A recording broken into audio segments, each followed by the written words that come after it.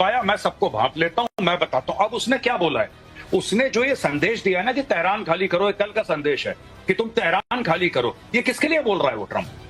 ये जो आम लोग हैं उनके लिए बोल रहा है। हो ना हो, America is getting into this fight.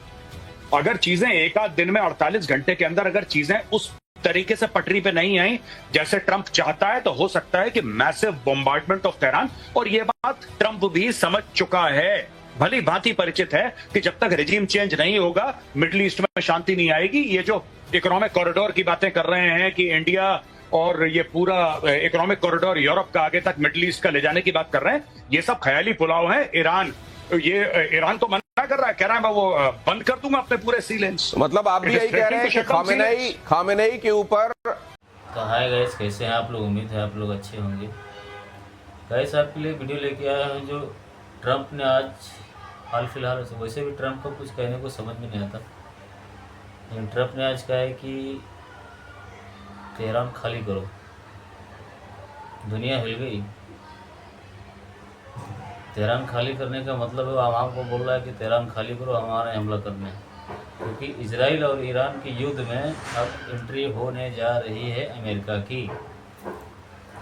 तो इस वीडियो में मेजर और ने ऐसे ही फुल एनालिसिस किया है, इतनी तरीके से पार्टीशन की बात समझाया है उसकी कि ट्रंप बोलना क्या चाहते हैं और ट्रंप करेंगे क्या। पूरे इस वीडियो में देखिए आप। मिलते हैं वीडियो के बाद। पाया, मैं सबको भांप लेता हूं, मैं बताता हूं। अब उसने क्या बोला है, उसने जो ये संदेश दिया है ना कि तेहरान खाली करो, ये कल का संदेश है कि तुम तेहरान खाली करो, ये किसके लिए बोल रहा है वो ट्रंप? ये जो आम लोग हैं उनके लिए बोल रहा है। हो ना हो, America is getting into this fight.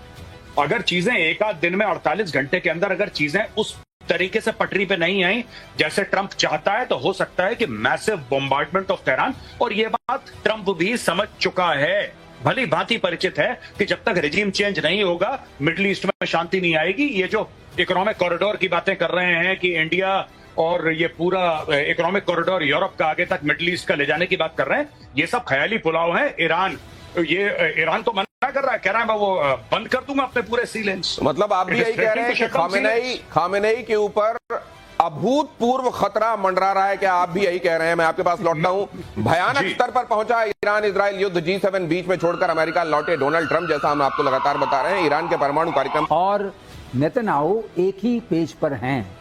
Netanyahu ने भी यही बोला था, तेहरान खाली करो, तेहरान खाली करो, और तेहरान खाली हो रहा है। तो पहली चीज होती है रिजीम चेंज से पहले जनता में एक विद्रोह का भाव आए। आपको बीच में रोक रहा हूं। हाँ। जब से नेतन्याहू ने कहा है कि टॉप डेथ टू अमेरिका कहने वाला और टॉप में ट्रंप का नाम रखने वाला है ईरान, तो तुम देख लो तभी से सब कुछ बदला। बोलते हैं हर चीज में, कहते हैं मैं समझौता करा दूंगा, मैं कूद पड़ते हैं। मतलब ट्रंप को ट्रंप जैसा कहीं कोई मिल जाता है, आप ये कह रहे हैं। तो वो थोड़ा हुआ तो ट्रंप ने बताया हु इज द बॉस। अच्छा, ये समझ जाओ कि मैं बॉस हूँ।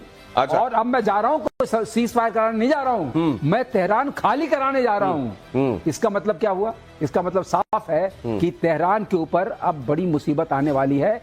और खामेनेई उधर वो कहते हैं हमारे जो मेजर गौरव को जोड़ना चाह रहे हैं सर आपकी बात पर। जी, मैं बिल्कुल जो सर की बात है मैं 100% एग्री कर रहा हूं। मैं सिर्फ ये बात एक जोड़ना चाह रहा हूं, सर ने बिल्कुल ये ठीक बात बोली है, सीज फायर से ट्रंप का कोई लेना देना नहीं। ट्रंप बार बार कह रहा है डील, और डील में क्या कह रहा है ट्रंप कि तुम्हारे पास न्यूक्लियर हथियार नहीं हो सकते। सिंपल सी बात है, तुम्हारे पास न्यूक्लियर वेपन्स नहीं हो सकते। न्यूक्लियर वेपन्स के साथ नेतन्याहू ने यह जोड़ दिया है कि तुम्हारे पास उसके साथ डिलीवरी सिस्टम्स भी नहीं हो सकते। तो ये सिर्फ न्यूक्लियर ठिकानों पर नहीं मार रहा है बम, ये के बैलिस्टिक मिसाइल के ठिकानों पर भी बम मार रहा है। कि एक तो न्यूक्लियर वेपन है, एक उनके डिलीवरी सिस्टम्स हैं, दोनों को बर्बाद कर दो। और यही ट्रंप भी चाहता है। They are on the same page. Sir ने बिल्कुल 100% बात बोली है, सही, I agree with him, they are on the same page. Benjamin Netanyahu ने यह बात कही है कि न सिर्फ उनके पास न्यूक्लियर हथियार नहीं होने चाहिए, बल्कि उनके पास ICBM। तो बहुत सारे लोग जिनको नौकरियां नहीं मिली तो जरूर बताते हैं कि हमारी बहुत जमीन है, बहुत खेती बाड़ी है। ये एटमी मुल्क है और फिर शांति के लिए क्या बताना चाह रहे हैं? नहीं, देखिए बड़ी सीधी बात है। 10 तारीख से पहले तो ये बड़ा एग्रेसिव बम था। हाँ। इस्लामिक बम था। हाँ। सब जगह अवेलेबल था। हाँ। हमास के लिए भी अवेलेबल था। ये 6 से 10 के बाद से ये पॉलिसी चेंज कब हुई? ये नई डॉक्ट्रिन कैसे आ गई? अब ये इसके 2 ही रीजन हो सकते हैं। देखिए, शांति वाली बात, जो बम है या तो अब वो बम रहा नहीं, या वो बम की जगह नहीं रही, कुछ तो हुआ है। नहीं तो पाकिस्तान में बम के ऊपर तो जनाब सबसे बड़ी फक्र की बात। बहरहाल ये सीधी सीधी बात है। ये जाने वाले हैं बहुत जल्दी, ये जो धमकियां दे रहे हैं ना, दे आर ऑल गोइंग, ये सब के सब जाएंगे। आपने कहा मजाक कर रहा था, वो आपने भोपाल से उठाकर दिया था। AQ खान गए भी वहीं से थे और वहां से हो सकता है वहां जब तक रहे सद्बुद्धि रही होगी, लेकिन वहां जाने के बाद तो वो क्या करने लगे आपको मालूम है। उन्होंने ये सीखा किसने, जो बड़ी बड़ी बातें बोलना, क्या ये पाकिस्तान से ईरान गया, ईरान से पाकिस्तान आया, ये भी जरा बताइएगा। लेकिन इजराइल क्या या तुमने अमेरिकन पे हमला करा, फिर देख लेना, तुम फिर देखना। और अगर ये करते हैं ऐसी बेवकूफी अमेरिका को छेड़ने की, तो इस बार ट्रंप और Netanyahu they are absolutely on the same page. कौन से सेम पेज है? Number 1, they will not have, Iran will not have any nuclear weapons और nuclear anything for that matter. Acceptable नहीं है। जैसे ईरान को यहूदी जमीन के ऊपर एक्सेप्टेबल नहीं है, तो इजराइल को किसी भी हालत में ईरान का कोई भी पार्ट अगर न्यूक्लियर है वो एक्सेप्टेबल नहीं है। उस न्यूक्लियर ऑब्लिक किसी भी तरह की ICBM को उसके देश से बाहर ले जाने की जो काबिलियत है वो भी एक्सेप्टेबल नहीं है। और दोनों के दोनों इसी बात पर एग्री कर रहे हैं। ईरान के सांसद महमूद नवाबियान की धमकी भी जरा देख लीजिए। उन्होंने कहा कि अमेरिका को निशाना बनाना बहुत आसान। इनको इंडियंस नहीं चाहिए कि इंडियन वहां पे किसी को जाके ट्रोल करे। पाकिस्तानी कहते हैं भाई आप घर पे बैठ के चाय पियो, हम बहुत हैं, हम संभालते हैं आसिम मुनीर को। ये आसिम मुनीर को खुले गरिया रहे हैं और आसिम मुनीर को खुला चैलेंज कर रहे हैं, और वो चुपचाप शीशे ऊपर करके काले शीशे।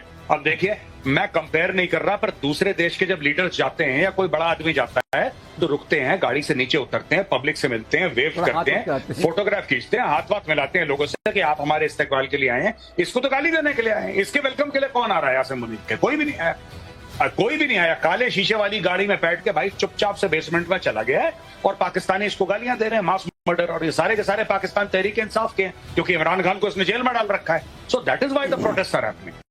तो ये गए थे वहां पर, देखिए बड़े चौड़े होकर के हमको बुलाया गया है, और वहां पर अमेरिका के अंदर पाकिस्तानी जो मौजूद हैं वो अपने फील्ड मार्शल को किस तरीके से वेलकम कर रहे हैं मैंने आपके सामने रखा। बड़े सैन्य ऑपरेशन की तैयारी में जुटा अमेरिका।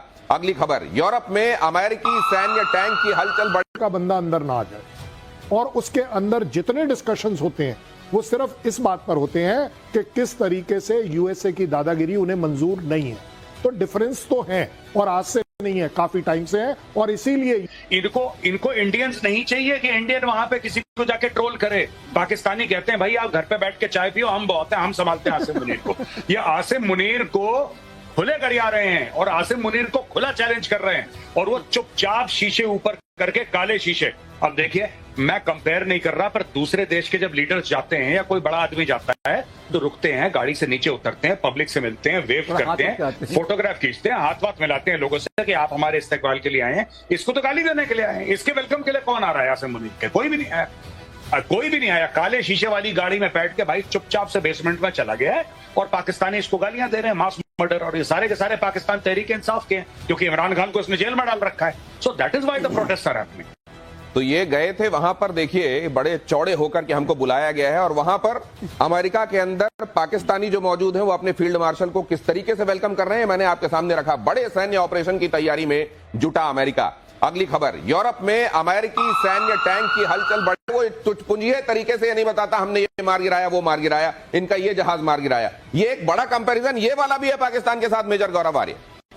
नहीं, बिल्कुल, आप बिल्कुल ठीक कह रहे हैं। और देखिए, जब इजराइल ने ऑपरेशन करा, भारत, आपने ऑपरेशन सिंदूर और ऑपरेशन राइजिंग लायन की एक और सिमिलैरिटी, बिल्कुल आपने जो बात करी उसी को आगे ले जा रहा हूं दिनेश।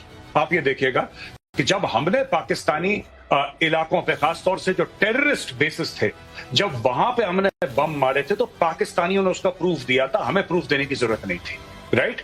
इसी तरीके से जब इजराइल मार रहा है तो वहां पे ईरान करा रहा है और बोल रहा है कि हमारे आर्मी चीफ को मार दिया, दूसरा वाला था उसको भी मार दिया, ये IRGC के हेड को मार दिया, एयर डिफेंस के हेड को मार दिया।